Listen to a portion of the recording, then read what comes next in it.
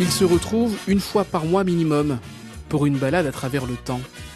À bord de leur voiture de collection, nous avons rencontré ces Martiniquais passionnés par ces belles dames remises au goût du jour. Un grand reportage de Louis Sabas.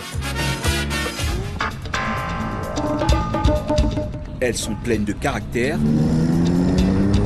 Cette voiture a quelque chose que les autres n'ont pas.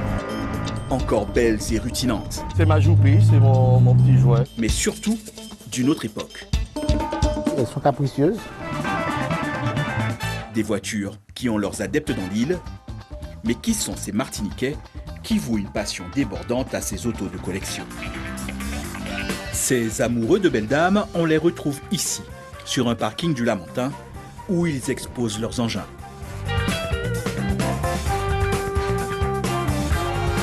Un rendez-vous qui a lieu tous les 2 mois. Au volant de ce bolide jaune, Alain, l'heureux propriétaire d'une Peugeot Talbot Samba. Une auto rendue célèbre dans les années 80 par ses résultats lors de rallye. Autant dire, une voiture mythique, acquise presque par hasard.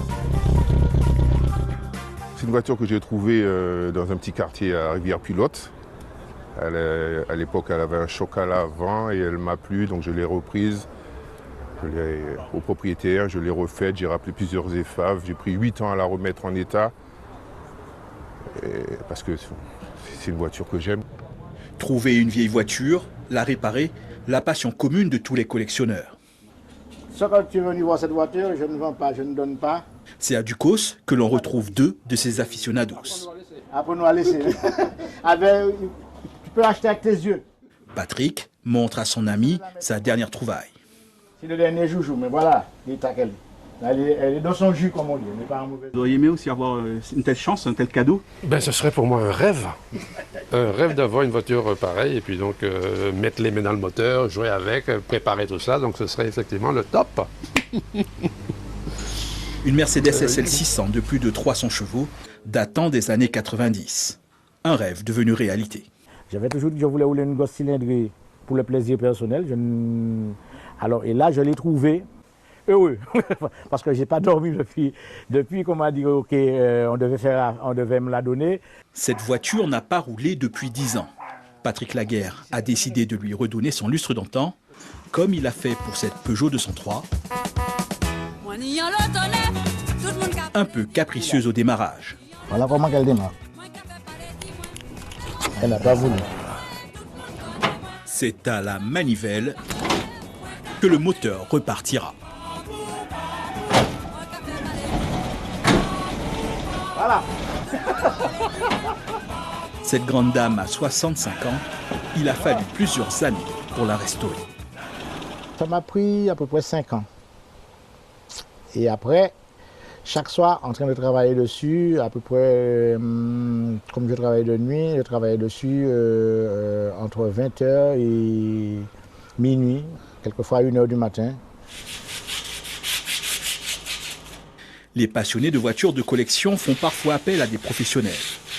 Alex, scellé garnisseur, s'affaire sur une Mercedes-Benz 280 SL. Est-ce que tu peux me ramener une lame de cutter, s'il te plaît? Découper le cuir, le coller, ce métier, il le fait depuis 45 ans. Et à chaque fois qu'il a une voiture de collection entre les mains, la flamme se ravive. J'ai l'image dans ma tête, le résultat que ça va donner. Et plus c'est difficile, j'aime ça. Travailler sur des voitures de collection reste exceptionnel.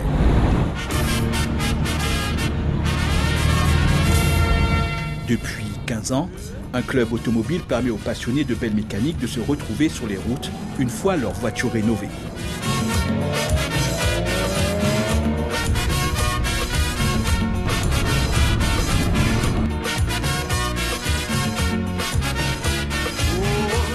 Un moment enivrant pour Eric, ancien pilote de rallye, propriétaire de cette BMW M Technique de 1989. On a des petites parties sinueuses pour avoir la dextérité, pour pouvoir suivre ceux qui ont des voitures plus puissantes, telles que les Porsche. Parce que quand même c'est une 2,7 litres, j'ai pas beaucoup de chevaux, c'est un 6 cylindres. Et il y a des Porsche et des Ferrari qui sont qui sont plus rapides que moi.